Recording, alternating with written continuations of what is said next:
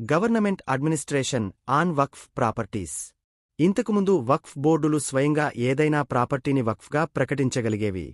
కాని ఇప్పుడు అది వక్ఫ్ ఆస్తిగా పరిగణించబడేందుకు జిల్లా కలెక్టర్ ఆమోదం తప్పనిసరి.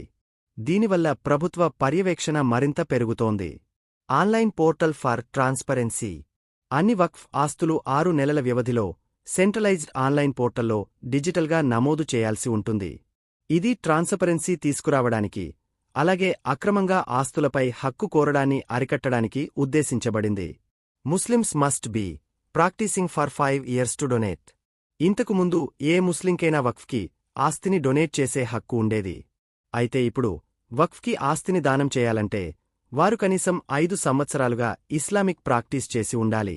Rights for women and widows. ఇంతకుముందు ఒక ముస్లిం వ్యక్తి కుమారులు లేకుండా చనిపోతే అతని ఆస్తి నేరుగా వక్ఫ్కు వెళ్లే అవకాశం ఉండేది. ఇప్పుడు ఆస్తి వక్ఫ్కు వెళ్లే ముందు కుమార్తెలు, విడోస్ మరియు విడాకులైన మహిళలకు ముందుగా ఆ ప్రాపర్టీపై హక్కు చెందే విధంగా ఈ రూల్ పనిచేస్తుంది.